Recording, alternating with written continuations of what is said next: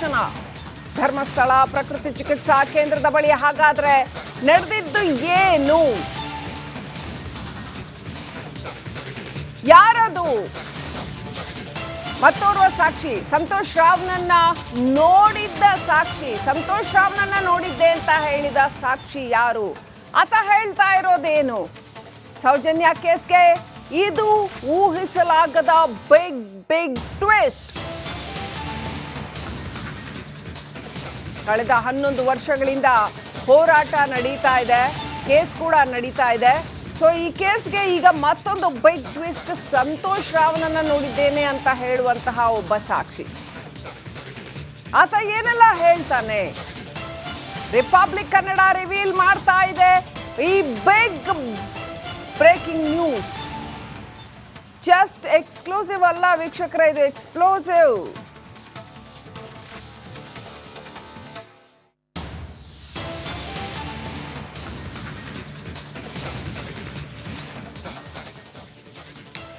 ವೀಕ್ಷಕರೇ, ಸೌಜನ್ಯ ಕೇಸ್ ಹಳ್ಳ ಹಿಡಿದಿದ್ದು ಹೇಗೆ? ಹಾಗಾದ್ರೆ ಅವತ್ತು ಕಿಡ್ನಾಪ್ ಆದ ದಿನ ಅಂತ ಹೇಳಲಾಗ್ತಾ ಇದೆಯಲ್ಲ, ಆ ದಿನ ಸಂತೋಷ್ ರಾವ್ ಅಲ್ಲೇ ಇದ್ನ? ಆತನನ್ನ ನೋಡಿದ್ದು ಯಾರು? ಈ ವ್ಯಕ್ತಿ ಸಂತೋಷ್ ರಾವ್ ಬಗ್ಗೆ, ಇಡೀ ಪ್ರಕರಣದ ಬಗ್ಗೆ ಏನ್ ಹೇಳ್ತಾ ಇದ್ದಾನೆ? ಆ ಇಡೀ ಪ್ರಕರಣ ನಡೆದಿದ್ದು ಹೇಗೆ? ಈ ಸಾಕ್ಷಿ, ಈಗ ನಾವು ಸಂದರ್ಶನ ಮಾಡಿರ್ತಕ್ಕಂಥ ಸಾಕ್ಷಿ ಏನ್ ಹೇಳೋದಕ್ಕೆ ಹೊರಟಿದ್ದಾನೆ? ಸಂತೋಷ್ ರಾವ್ ಪಾತ್ರ ಏನು ಇಡೀ ಪ್ರಕರಣದಲ್ಲಿ? ಆ ಬಗ್ಗೆ ಈತ ಏನ್ ಹೇಳ್ತಾನೆ? ಈತ ಏನನ್ನ ನೋಡ್ದ? ಈತನ ಅನುಭವ ಏನು? ಈಗ ಯಾಕೆ ಬಂದು ಹೇಳ್ತಾ ಇದ್ದಾನೆ? ರಿಪಬ್ಲಿಕ್ ಕನ್ನಡ ಎಲ್ಲ ಪ್ರಶ್ನೆಗಳನ್ನ ಈ ವ್ಯಕ್ತಿಗೆ ಎತ್ತಿದೆ ವೀಕ್ಷಕರೇ. ಸೌಜನ್ಯ ಕೇಸ್ ಹಳ್ಳ ಹಿಡಿದಿದ್ದು ಯಾಕೆ?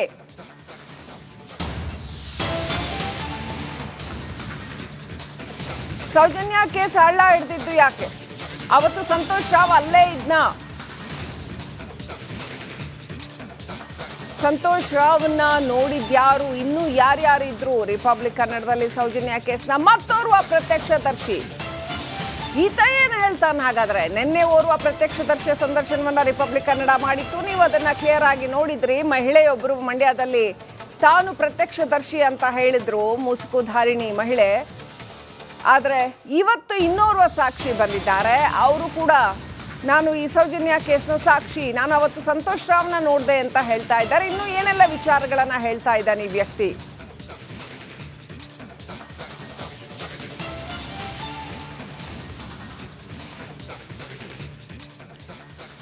ರಿಪಬ್ಲಿಕ್ ಕನ್ನಡದಲ್ಲಿ ಸೌಜನ್ಯ ಕೇಸ್ನ ಗೇಮ್ ಚೇಂಜಿಂಗ್ ಸಂದರ್ಶನ ಇದು ವೀಕ್ಷಕರೇ. ಸೌಜನ್ಯ ಕೇಸ್ನ ಸಾಕ್ಷಿ ಗೋಪಾಲ ಪೂಜಾರಿ ಎಕ್ಸ್ಕ್ಲೂಸಿವ್ ಆಗಿ ಮಾತನಾಡಿದ್ದಾರೆ. ಸಂತೋಷ್ ರಾವ್ನ ನಾನು ಅಲ್ಲಿ ನೋಡಿದ್ದೆ ಅಂತ ಈ ಗೋಪಾಲ್ ಪೂಜಾರಿ ಹೇಳಿದ್ದಾರೆ. 4 ಗಂಟೆ ಹೊತ್ತಲ್ಲಿ ಆತ ಅಲ್ಲೇ ಇದ್ದ ಅಂತ ರಿಪಬ್ಲಿಕ್ ಕನ್ನಡದಲ್ಲಿ ಸೂಪರ್ ಎಕ್ಸ್ಕ್ಲೂಸಿವ್ ಸ್ಟೋರಿ ಇದು. ಸೌಜನ್ಯ ಪ್ರಕರಣ ಇಡೀ ರಾಜ್ಯ ಅಷ್ಟೇ ಅಲ್ಲ, ಇಡೀ ದೇಶಾದ್ಯಂತ ಸದ್ದು ಮಾಡಿದಂತಹ ಪ್ರಕರಣ. ಕಳೆದ 11 ವರ್ಷಗಳಲ್ಲಿ ಅದೆಷ್ಟು ಹೋರಾಟಗಳು, ಅದೆಷ್ಟು ಕೋರ್ಟ್ ಪ್ರೊಸೀಡಿಂಗ್ಸ್ ಎಲ್ಲವೂ ನಡೆದಿರ್ತಕ್ಕಂತಹ ಪ್ರಕರಣ. ಈ ಪ್ರಕರಣದಲ್ಲಿ ಇದೀಗ ಮತ್ತೊಂದು ಬಿಗ್ ಎಕ್ಸ್ಕ್ಲೂಸಿವ್ ಮೇಜರ್ ರಿವಿಲೇಷನ್. ಮತ್ತೋರ್ವ ಸಾಕ್ಷಿ ಗೋಪಾಲ್ ಪೂಜಾರಿ ರಿಪಬ್ಲಿಕ್ ಕನ್ನಡಕ್ಕೆ ಎಕ್ಸ್ಕ್ಲೂಸಿವ್ ಆಗಿ ಮಾತನಾಡಿದ್ದಾರೆ. ಸಂಜೆ 4 ಗಂಟೆ ಹೊತ್ತಲ್ಲಿ ಆತ ಅಲ್ಲೇ ಇದ್ದ, ಸಂತೋಷ್ ರಾವ್ ನಾನು ನೋಡಿದ್ದೀನಿ ಅಂತ ಹೇಳ್ತಾ ಇದ್ದಾರೆ. ಹಾಗಾದರೆ ಸೌಜನ್ಯ ಕೇಸ್ನ ಈ ಆರೋಪಿ ಬಚಾವಾಗಿದ್ದು ಹೇಗೆ? ಸಂತೋಷ್ ರಾವ್ ಹೇಗೆ ಬಚಾವಾಗ್ತಾನೆ ಇಡೀ ಕೇಸ್ನಲ್ಲಿ? ಆತನ ಪರ ನಿಂತ ದುಷ್ಟ ಶಕ್ತಿಗಳು ಯಾರು? ಆತನ ಪರ ಕೂಡ ಒಂದಷ್ಟು ಜನ ಇದ್ರ? ಯಾರಾದ್ರೂ ಇದ್ರ? ಚಾರ್ಜ್ ಶೀಟ್ನಲ್ಲಿ ಇದ್ದಂತಹ ಸಾಕ್ಷಿ ಕೋರ್ಟಿಗೆ ಯಾಕೆ ಕರೀಲಿಲ್ಲ? ಚಾರ್ಜ್ ಶೀಟಲ್ಲಿ ಕಾಣುತ್ತೆ ಇವ್ರು ಇದ್ದಾರೆ ಅಂತ ಮೆನ್ಷನ್ ಆಗಿದೆ, ಆದ್ರೆ ಕೋರ್ಟಿಗೆ ಅವ್ರನ್ನ ಕರೆಯೋದೇ ಇಲ್ಲ. ಗೋಪಾಲ್ ಪೂಜಾರಿ ಹೇಳ್ತಾ ಇರೋದೆಲ್ಲ ಸತ್ಯನಾ? ರಿಪಬ್ಲಿಕ್ ಕನ್ನಡದಲ್ಲಿ ಎಕ್ಸ್ಕ್ಲೂಸಿವ್ ಸಂದರ್ಶನ ವೀಕ್ಷಕರೇ. ರಿಪಬ್ಲಿಕ್ ಕನ್ನಡ ಯಾವುದೇ ತೀರ್ಪನ್ನ ಕೊಡೋದಿಲ್ಲ, ಸತ್ಯವನ್ನ ನಿಮ್ಮೆದುರು ಇಡೋ ಅಂತ ಕೆಲಸ ಮಾಡುತ್ತೆ. ನೋಡಿ ಹೀಗಿದೆ ಅಂತ ಜನ ಡಿಸೈಡ್ ಮಾಡಬೇಕು, ನೀವು ಡಿಸೈಡ್ ಮಾಡಬೇಕು ಏನ್ ಸತ್ಯ ಯಾವುದು ಸುಳ್ಳು ಅಂತ. ಸತ್ಯವನ್ನ ಅದು ಹೇಗಿದೆಯೋ ಹಾಗೆ ನಿಮ್ಮೆದುರು ತೆರೆದಿಡುವಂತಹ ಕೆಲಸವನ್ನ ರಿಪಬ್ಲಿಕ್ ಕನ್ನಡ ಮಾಡುತ್ತೆ. ಎಕ್ಸ್ಕ್ಲೂಸಿವ್ ಸಂದರ್ಶನ. ಸೌಜನ್ಯ ಕೇಸ್ನ ಆರೋಪಿ ಬಚಾವಾಗಿದ್ದ ಹೇಗೆ? ಗೋಪಾಲ್ ಪೂಜಾರಿ ಬಹಳ ಬಹಳ ಪ್ರಮುಖವಾದಂತ ಓರ್ವ ಸಾಕ್ಷಿ. ಏನ್ ಹೇಳ್ತಾರೆ ಹಾಗಾದ್ರೆ ಗೋಪಾಲ್ ಪೂಜಾರಿ?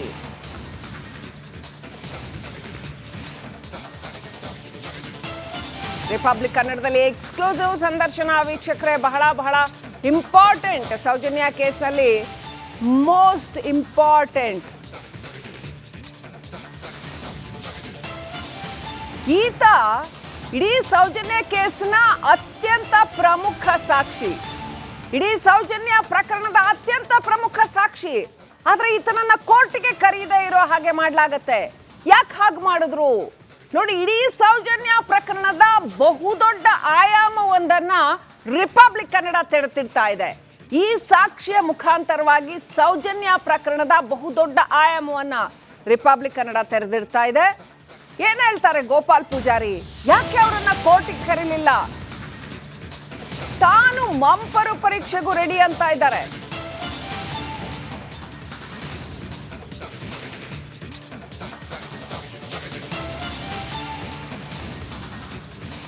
ಗೋಪಾಲ್ ಪೂಜಾರಿ ಬಹಳ ಕ್ಲಿಯರ್ ಆಗಿ ಹೇಳ್ತಾರೆ, ತಾನು ಸಂತೋಷ್ ರಾವ್ನನ್ನ ನೋಡಿದ್ದೇನೆ ಅಂತ. ಇವತ್ತು ಹೇಳ್ತಾ ಇಲ್ಲ, ಸಾಕಷ್ಟು ದಿನಗಳಿಂದ, ಸಾಕಷ್ಟು ವರ್ಷಗಳಿಂದ ಚಾರ್ಜ್ ಶೀಟ್ ಅಲ್ಲಿ ಇವರ ಹೆಸರಿದೆ. ಆದರೆ ಇವರನ್ನ ಕೋರ್ಟಿಗೆ ಕರ್ಕೊಂಡು ಹೋಗೋದಿಲ್ಲ, ಒಬ್ಬ ಸಾಕ್ಷಿಯಾಗಿ ಇವರನ್ನ ಕೋರ್ಟ್ ಅಲ್ಲಿ ಪ್ರೆಸೆಂಟ್ ಮಾಡೋದಿಲ್ಲ. ಯಾಕೆ? ಏನ್ ಕಾರಣ ಹಾಗಾದ್ರೆ?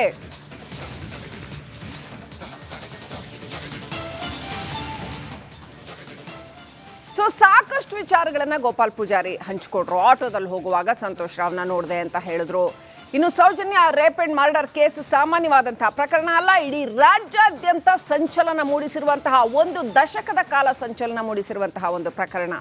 ಆವತ್ತು ಸಿಐಡಿ ತನಿಖೆಯ ನೇತೃತ್ವ ವಹಿಸಿದ್ದ ರುದ್ರಮುನಿ ಹಾಗೂ ಸೌಜನ್ಯ ಕೇಸ್ನ ಪ್ರತ್ಯಕ್ಷದರ್ಶಿ ಗೋಪಾಲ್ ಪೂಜಾರಿ ಇಬ್ರು ಕೂಡ ರಿಪಬ್ಲಿಕ್ ಕನ್ನಡದ ಜೊತೆ ಎಕ್ಸ್ಕ್ಲೂಸಿವ್ ಆಗಿ ಮಾತನಾಡಿದ್ದಾರೆ. ಗೋಪಾಲ್ ಪೂಜಾರಿ ಏನೆಲ್ಲ ಹೇಳಿದ್ರು ನೋಡಿ.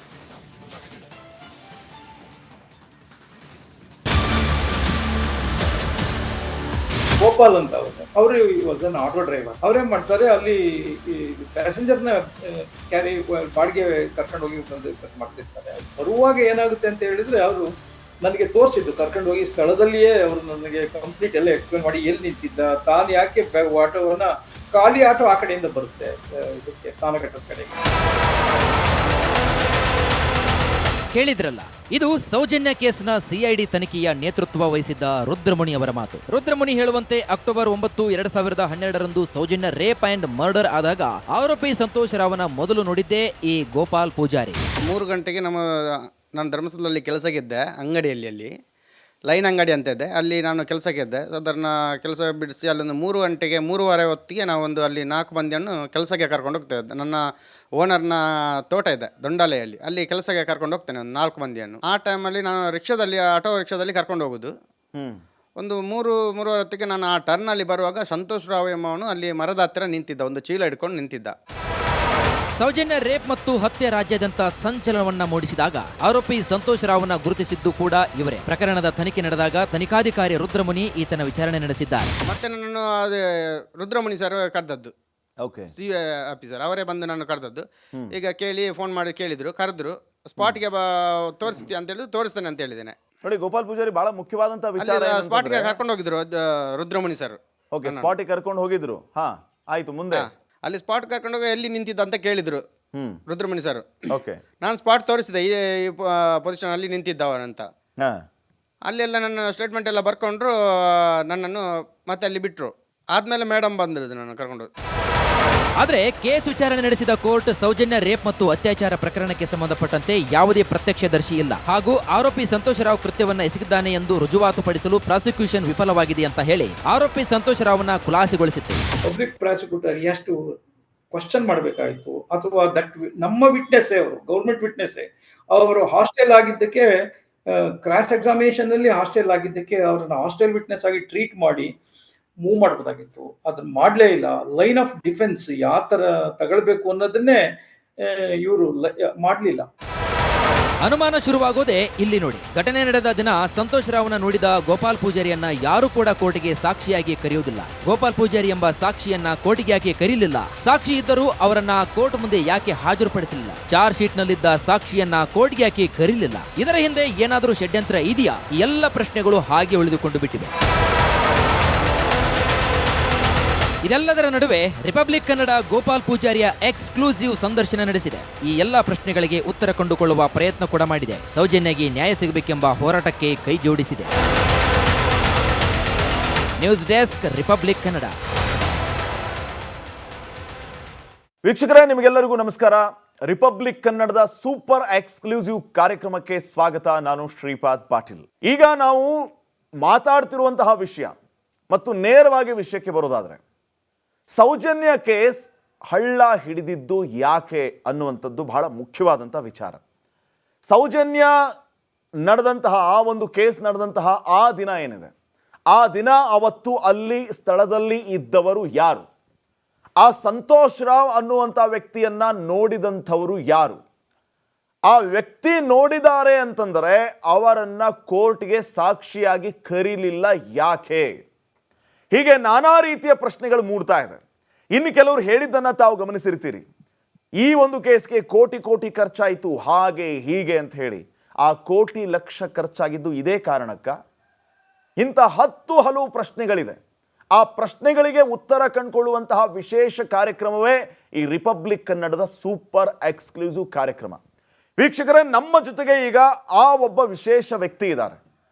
ಆ ವಿಶೇಷ ವ್ಯಕ್ತಿ ಈ ಕೇಸ್ಗೆ ಯಾವ ರೀತಿ ಲಿಂಕ್ ಆಗ್ತಾರೆ, ಜೊತೆಗೆ ಈ ಕೇಸ್ಗೆ ಸಂಬಂಧಪಟ್ಟಂತೆ ಅವ್ರಿಗೆ ಏನು ಗೊತ್ತಿದೆ, ಈ ಸೌಜನ್ಯ ಕೇಸ್ನ ವಿಚಾರಕ್ಕೆ ಸಂಬಂಧಪಟ್ಟಂತೆ ಅವರ ಮಾತು ಯಾವ ಕಾರಣಕ್ಕೆ ಮುಖ್ಯ ಆಗುತ್ತೆ, ಎಲ್ಲವನ್ನು ಕೂಡ ನಾವು ನೋಡ್ತಾ ಹೋಗೋಣ. ತಡ ಮಾಡದೆ ಆ ಅತಿಥಿಯನ್ನು ನಾನು ವೆಲ್ಕಮ್ ಮಾಡ್ತಾ ಇದ್ದೀನಿ. ನಮ್ಮ ಜೊತೆಗೆ ಈಗ ಇದ್ದಾರೆ ಗೋಪಾಲ್ ಪೂಜಾರಿ ಅವರು. ಗೋಪಾಲ್ ಪೂಜಾರಿ ಅವರೇ, ನಮಸ್ಕಾರ. ಕಾರ್ಯಕ್ರಮಕ್ಕೆ ಸ್ವಾಗತ ನಿಮಗೆ. ನಮಸ್ತೆ ಸರ್. ವೀಕ್ಷಕರೇ, ಇನ್ನೊಂದ್ಸರಿ ನಾನು ಹೇಳಕ್ ಬಯಸ್ತೀನಿ, ಇದೇ ಗೋಪಾಲ್ ಪೂಜಾರಿ ಅವರು. ಯಾಕೆ ನಾವು ಗೋಪಾಲ್ ಪೂಜಾರಿ ಅವ್ರನ್ನ ಕೂರಿಸ್ಕೊಂಡಿದ್ದೀವಿ, ಇವರಿಗೂ ಸೌಜನ್ಯ ಕೇಸ್ಗೂ ಏನ್ ಸಂಬಂಧ? ಹಲವು ಪ್ರಶ್ನೆಗಳು ನಿಮ್ಮಲ್ಲಿ ಮೂಡಬಹುದು. ನಾನು ಇದನ್ನ ಮತ್ತೆ ಸೂಪರ್ ಎಕ್ಸ್ಕ್ಲೂಸಿವ್ ಅಂತ ಹೇಳ್ತಾ ಇದ್ದೀನಿ.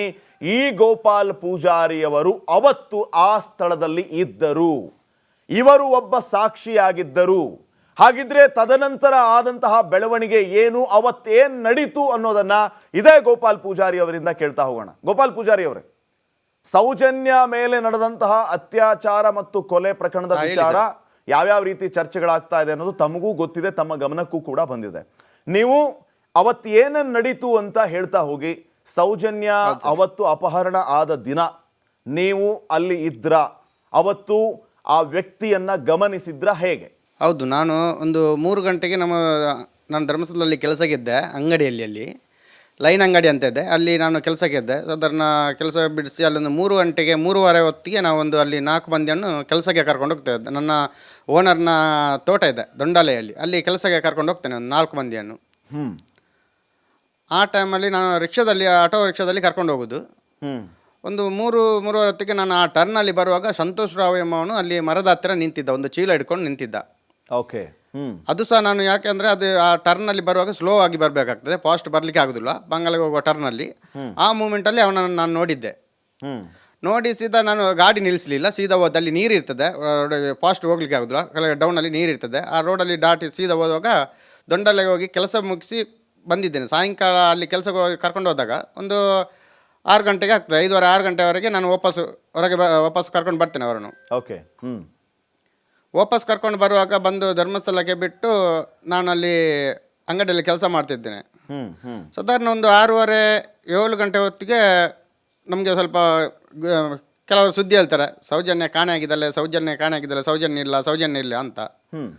ನಾವು ಅದನ್ನು ಅಷ್ಟೇನು ಗೊತ್ತಿರಲಿಲ್ಲ. ನಾನು ಯಾಕೆಂದರೆ ಅವರ ಮನೆಯಲ್ಲಿ ಸಹ ನಾನು ಒಂದು 2 ವರ್ಷ ಕೆಲಸ ಮಾಡಿದ್ದೇನೆ ಸೌಜನ್ಯನ ಮನೆಯಲ್ಲಿ. ಸೌಜನ್ಯ ಅಂದರೆ ಪಾಂಗಲ ಬಾಲ್ಗೌಡ್ರ ಮನೆಯಲ್ಲಿ, ಅವರ ಅಜ್ಜನ ಮನೆಯಲ್ಲಿ ಅಂಗಡಿಯಲ್ಲಿ ಕೆಲಸ ಮಾಡುವಾಗ ಅಲ್ಲಿಂದ ನಾನು ಇಲ್ಲಿ ಅಂಗಡಿಯಲ್ಲಿ ಬಂದು ಹೇಳುವಾಗ 7 ಗಂಟೆಗೆ ನನ್ನಲ್ಲಿ ಹೇಳಿದರು, ಈಗ ಕಾಣೆ ಆಗಿದ್ದಲ್ಲ ಅಂತ. ಆಗ ಒಂದು 8:15ಕ್ಕೆ ನಾವು ಸಹ ಹೋದ್ವಿ, ಅಲ್ಲಿ ಸ್ಪಾಟ್ ಹತ್ರ ಹೋಗಿದ್ದೆ. 9 ಗಂಟೆ ಹೊತ್ತಿಗೆ ನಾನು ಹೋಗಿದ್ದೇನೆ.